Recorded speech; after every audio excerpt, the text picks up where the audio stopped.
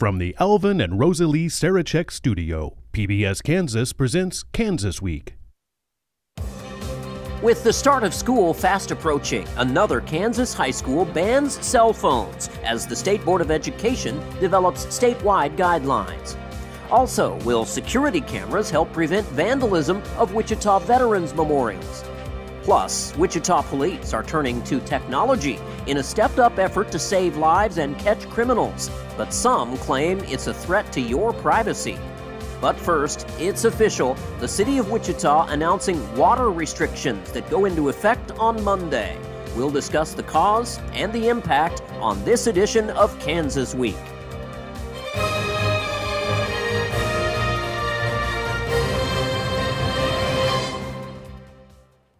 Hello, and thank you for joining us. I'm Jared Cerullo. The city of Wichita is enacting water restrictions that go into effect Monday.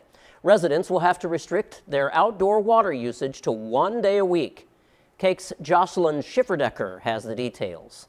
I think yards could be watered less. Doug Everingham and his wife Catherine get upset when they see unnecessary water usage. I see a lot of wastage of water when people have sprinkling systems that aren't regulated well. That's why they think it's a good thing the city of Wichita is cracking down on outdoor water usage by entering phase 2 of its drought response plan. It's fine to have a nice green lawn, but I think it's more important to have adequate bathing and washing and cooking water. The city says this is the first time it's ever done this. But because of a year and a half of diminished water levels at Cheney Reservoir, extreme heat, and less rainfall, it's necessary. We must all come together to change our lawn care practices in order to preserve our most precious resource, and that is drinking water. This chart shows how water levels at Cheney Lake have dropped since June 1st. As you can see, it's a very dramatic drop. With stage 2 comes new restrictions. Starting Monday, August 5th, all outdoor watering is limited to 1 day a week for all water users. This includes residential and commercial, and the city's 11 wholesale customers like the City of Derby and Valley Center. What day you can water depends on where you live. If you're northwest of Central and Broadway, your watering day is Monday. People in Northeast Wichita water on Tuesday, Southwest residents can water on Wednesdays, and Southeast will water on Thursdays. And you can only water between 8 p.m. and 10 a.m., and no watering Fridays, Saturdays, and Sundays. If you don't follow these restrictions, you will get a warning and then be fined. Lots to pick apart on this story. It's affecting a lot of people. Here to discuss this and some of the big stories of this week are Republican State Representative Christy Williams of Augusta, Democrat State Representative Jason Probst of Hutchinson, and Wichita State Associate Professor of Political Science Neil Allen. Welcome and thank you to you all. Christy, I'll start with you.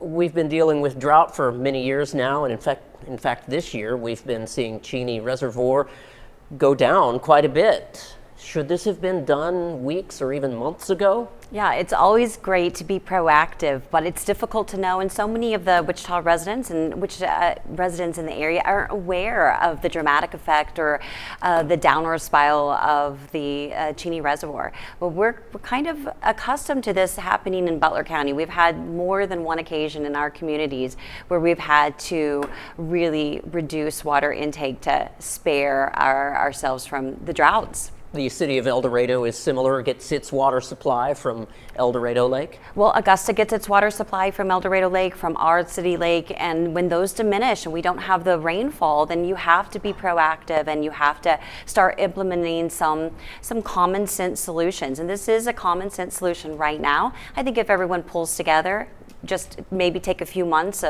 of using less water, we'll get some rain in a few months and we'll be better off. Yeah, and I think the city manager did mention he thinks it's going to at least be a couple of months while we're on these restrictions. Jason, I'll turn to you now. Should we have done this weeks or months ago? Cheney Reservoir has been declining in water for quite a while now. I've been to Cheney a couple of times this year, and it's amazing how far out you have to walk before you hit water. So it's been in bad shape all year. I think probably what we have to do, probably both as city government, state government, and collectively as people, is to start thinking a little more forwardly about what we can do to conserve water. I go and I see sprinklers that are going off all the time the morning after a heavy rain, and I'm like, can't we put like a moisture sensor or something on these so that we're not watering after we've just had a good rain? I think there are a lot of common sense things we can do as individuals and also from a city perspective to make sure that we're reducing unnecessary consumption, because we have taken our water resource for granted. Yeah. And I'm going to say something that our elected officials will have trouble saying because of what their constituents want. But we don't pay enough money for water in this country in general and in places like Wichita. The rainiest decades in like recorded history through scientific research in western and central Kansas were like in the 1880s, whenever this state filled up. That we are not living in Kentucky, and bluegrass is not what should be in our lawns. And the way to settle this partly is to let the market do it. We should pay the cost of what we are using, and that governmental solutions like what Wichita is doing, and then it's going to affect me, although we never water our lawn in the summer because we conserve. But the best thing to do is to, in the future, proactively price the resource at what it actually costs, and then have the market help solve things when people realize how much money they're actually spending to water their lawn in the middle of a drought. Will that affect low income and lower to moderate income families, though? It Hard can. in the pocketbook? It can, but it's one thing to say don't water your lawn, and also we could very easily have an amount of water that is free to all citizens. And there are many market-based solutions for doing this kind of thing, but it's hard to do that because for most of us, water is just something that we take for granted. Yeah. And Christy, back to you. They were talking about $50 and $100 fines for people that break the rules and water excessively. Do you think a $50 fine is going to deter people from not watering? I think that most people want to do what's right. They want to follow the rules. And as long as the notices are provided and everyone's aware of that, I think that that's fair and acceptable.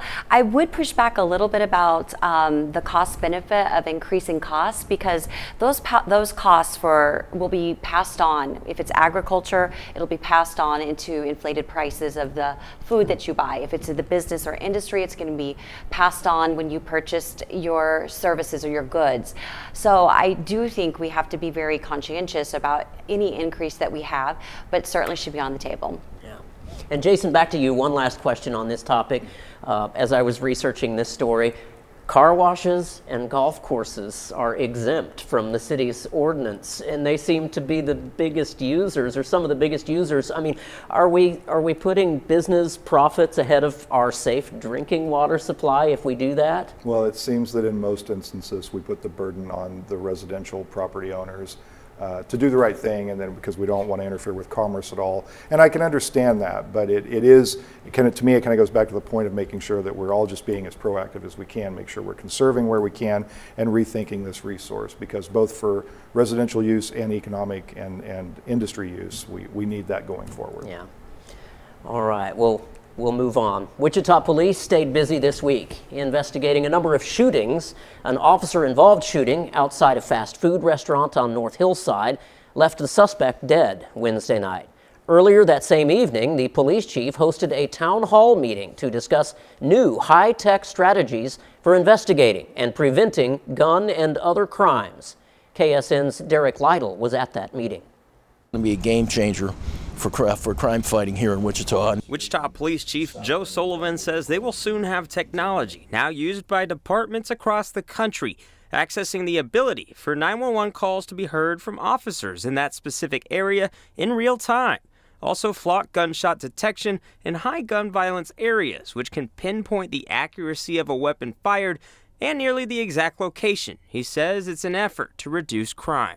We're utilizing technology. We're taking the subjective human element out and making sure that the judgments that we make, the strategies that we devise, are data-driven and that they're fair and they're objective and they're based on making communities safer. Karen Lev with American Civil Liberties Union of Kansas says after WPD's gang list settlement, not everyone is sold that these technological advancements will lead to fair policing. I think at the root of it, right, is this issue of trust, and where communities are over-policed, I think there is an erosion of trust. She hopes there will be plenty of testing of these advancements before implementation and says there can be severe consequences if not.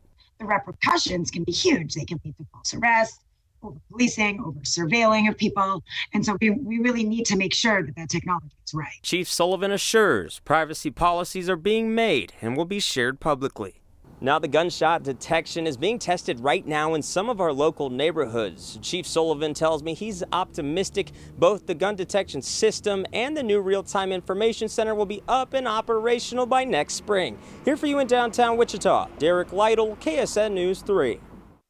And we'll start with Jason this time. The biggest issue I'm hearing about this, and they touched on it a little bit on the story, is privacy. Is this an invasion of privacy for our citizens, or is it worth it to have that extra safety net in our communities?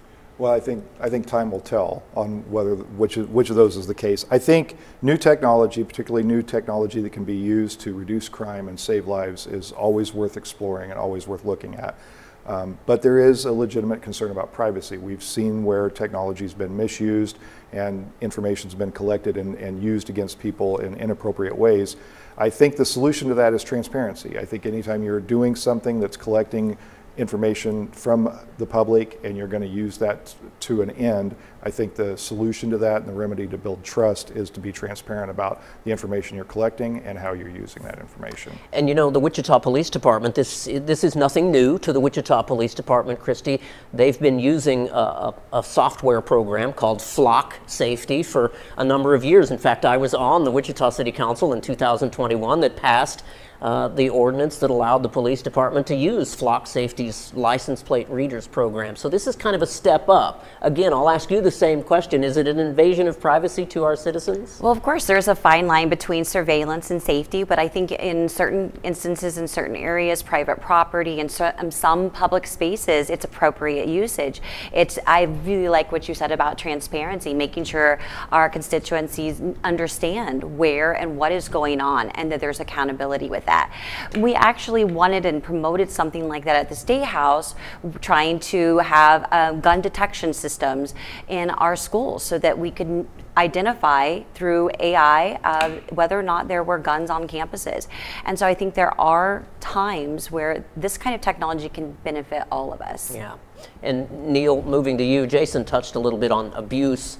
We've seen right here in Wichita, we've seen the Flock Safety system abused by officers that aren't even in the Wichita Police Department in the past a couple of times. So is this more trouble than it's worth? Well, that's a question that has partly to do with cost, and also we should note here that hiring competent, well-trained police officers and keeping them is very difficult now because of the market, and that I'm worried about replacing, human police officers with anything that gets closer to a police robot, but officers do need assistance. And also, what we have to keep in mind here is that none of our communities in Wichita, and I'm the one of us who lives in Wichita, none of our communities should be occupied by our government. But also, our laws should apply everywhere. And license plate readers is a good example, that it is illegal to drive without a license plate. And if you drive in Wichita for most of the day, you will see people on the road with no license plates, with license plates in the wrong places, with license plates that are not visible. And my least favorite thing that people do around here, license plates on the front of their cars that are from other states because they're pretty and are bound to confuse police in a bad situation.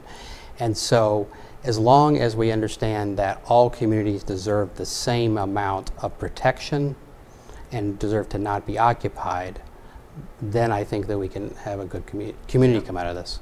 And we've been talking about ways to cut gun violence since the beginning of time, it seems like. It's, at least in this instance, we're not talking about taking people's guns away from them. We're talking about being proactive.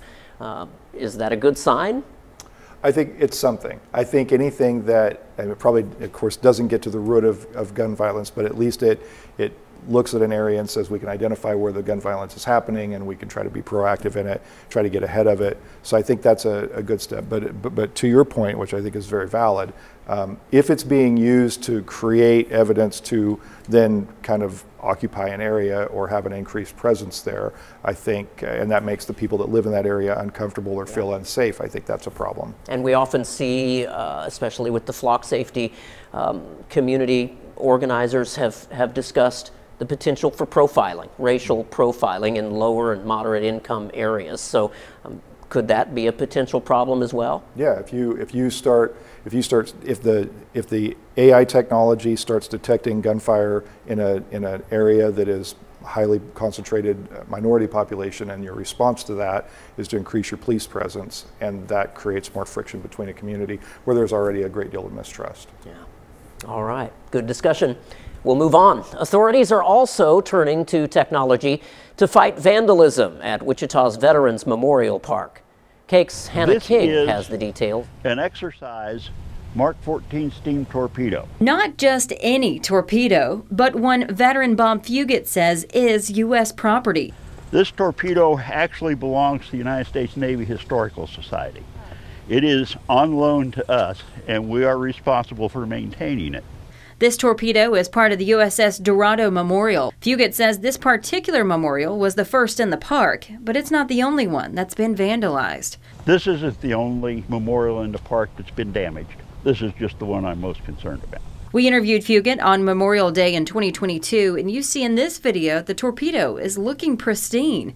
He says this vandalism is recent. I never felt good enough about Susie to go carve her name in something. No. Susie, an arbitrary name.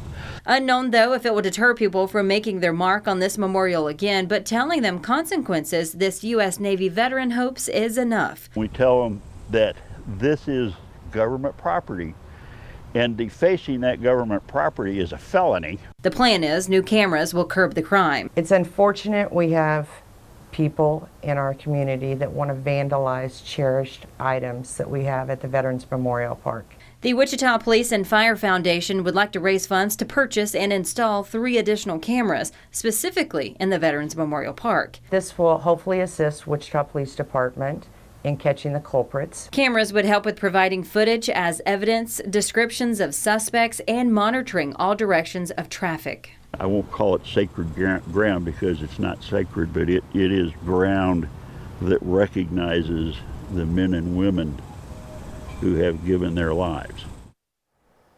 And Neil, it's heartbreaking. It's to see this happen in any community. What are your thoughts? It is, and I had the chance today actually to go out to Veterans Memorial Park, where I don't think I've ever driven to, but I've ridden my bicycle by many times. And it's a really great place to go in the daytime in Wichita. There's lots of memorials. You can learn a lot about both the national context and also a lot about the local community and our contribution to our country's, particularly our foreign involvements. But I think this is in some ways the same story as the last one, because if there's any place that needs surveillance, it's that spot. Because I wouldn't go out there at night, because while it's fairly close to where the police station is, it's dark, it's not well lit, and also the graffiti on there is mostly just, I love this person, I was here. There is one profanity that's blurred out there.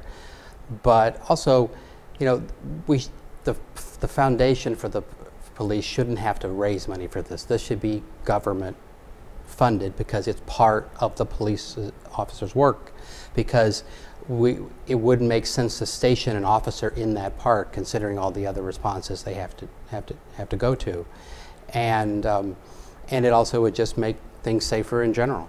Yeah, and that's unfortunate that we can't dedicate those resources like that. But how do we try and stop this type of vandalism? Well, first of all, it's highly disrespectful, and it shows that there are hopefully a small minority of individuals that are completely ignorant of the sacrifices that our veterans have made. And so it's sad, and I hope that we take a hard look at what our kids are learning and help them grow that respect. But second of all, we do need to make sure there's plenty of preventative steps, and that's the light targeting, that's the surveillance in these cases, and also that means prosecution and cleanup immediately. So as soon as those areas that have been vandalized can be rectified in some manner, they need to be, so that's a deterrence, because as soon as you start seeing more and more graffiti grow in an area, it's more of an invitation. So I think it needs to stop with prevention, education, and prosecution. Any thoughts, Jason? Mostly it's shameful that we have to deal with this, and it's shameful that government has to come in, or a foundation has to come in with some sort of solution to this, because we can't seem to outthink vandals, and they always come up with new targets and new methods, and then we think we've got a solution, we have to find a new one. So it's it's sad. And also, I mean, what I noticed was not political speech, but we also, in this country, we have a lot of discussion at the national level about what is legitimate political speech involving memorials, and that we should take care for the fact that, that those particular spots, if are defaced, some people will see that as a political statement, and that is not the way to speak, or at least that's what we want. And also, it should be clear, this is the rule that you have to follow. And also, if someone wants to do civil disobedience, they should understand that it has serious consequences, and this is not a place to say that you happen to like your boyfriend or girlfriend today. Right. That's the bottom line. Well, with the start of a new school year just around the corner, students at Wellington High School will have to adjust to a new policy: no cell phones in class. Cake's Abby Ray with that story. I mean, it'll definitely be different for walking in and having to put it up, but I think it'll be fine. Sophie Soria will be a junior at Wellington High School this year. She's not too concerned about the new teacher-driven cell phone policy change. Being able to follow along, it's really hard to do when you're constantly either getting notifications or people like to listen to music, which is completely understandable, but switching your songs, gets a little distracting, but for some people it really does help them focus. Principal John Nance says notifications are one of the biggest distractions and reasons the school decided to take a stand and officially change its policy, not allowing students to have their phones in the classroom anymore. Instead of being able to be in their locker, in their backpack, or on their person, it now has to be in the caddy if they bring it to class. These are the exact caddies Wellington High School will soon add to each classroom for phone storage. And I think that it'll be a pretty natural, come in, put it in, with your morning greeting. When you come in, you say, hey, good morning. Put your phone in the caddy. Wellington High hopes that with fewer distractions in the classroom, academic performance and test scores will improve. I think it's great. I think they should have done it a long time ago. Prevent any distractions possible. These kids are our future, and I just feel like they don't need the distraction.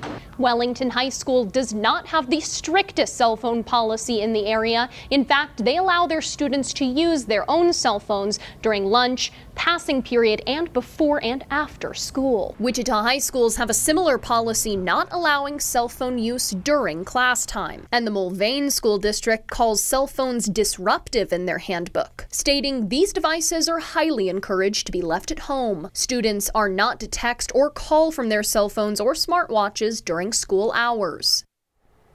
And Christy, you were talking about, you have seen this handled a little bit differently. Sure, and I was just going to say, most schools have policies about not using their cell phones in class. The problem is there's a wide range of how that's enforced, from the administrative position to the teachers to the classroom. So it gets pretty tricky for everyone. It's too much temptation for anyone to have their phone right there. But yes, some schools use something called a yonder bag, and it's magnetic pouches or cases that can be turned off or on based on the time of day or based on an emergency. And that's also a really good way to keep them safe, but completely out of use. Okay, well, that's a good idea for a different sort of technology. I grew up in an era where we didn't have cell phones.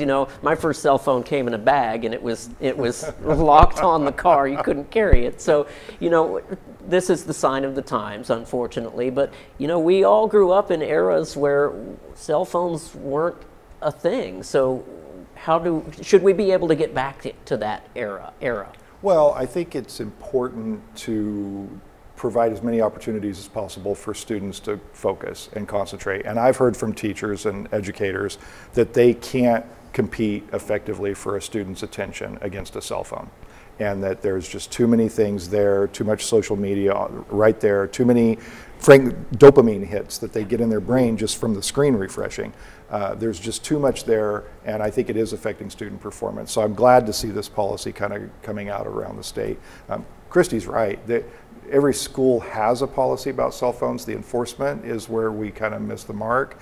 And getting parents on support of that too, because there's sometimes a little conflict between parents and educators on how much access their students should have to cell phones. Yeah, and Neil, as he mentioned, sometimes parents don't like these policies. They want to be able to call and get hold of their child. Right, and I have 2 kids in Wichita Public Schools right now, 1 middle school, 1 high school.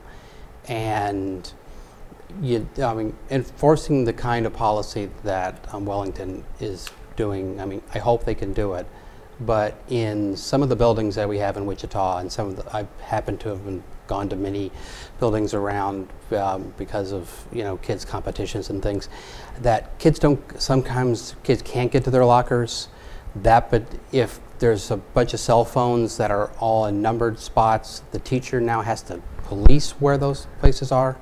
Representative Williams mentioned the issue of guns in schools, that if you don't have kids in school or don't talk to people who have kids in school, you can't imagine how much time they spend thinking about school shootings. And so, I have a kid who doesn't take the cell phone out in class, follows the rules, but knows that if there's ever any need to run, somebody in the group's going to have one, because everybody does. Yeah. And also parents are very entitled sometimes. And there are parents that think that it's their right to be able to communicate to their child 5, 6, 8 times a day. And so I'm glad Wellington is trying this. That I think also in Kansas we have way too many governments in general, and we're so disaggregated. But here at least we can have schools experiment and work the best they can. But if that Representative Probst is right, the cell phone is designed to take you away from what is important. And that is learning. Yeah. Christy, I'll give you the last 20 seconds. Well, I would say bottom line, we got to shut those cell phones down. Kids are on them too much. We're all on them too much. About 4.5 hours a day is the low end of what's being used. So yeah, let's go back to basics. Let's focus on reading, math, and put those phones down. Social media will still be there when you get home at the end of the day. All right, well, that's the last word for this week. I want to thank Republican State Representative Christy Williams of Augusta, Democratic State Representative Jason Probst of Hutchinson, and of course, Wichita State Associate Professor of Political Science Neil Allen for being part of the discussion. Thanks to Cake and KSN as well for sharing their stories with us. I'm Jared Cerullo. We'll see you next week.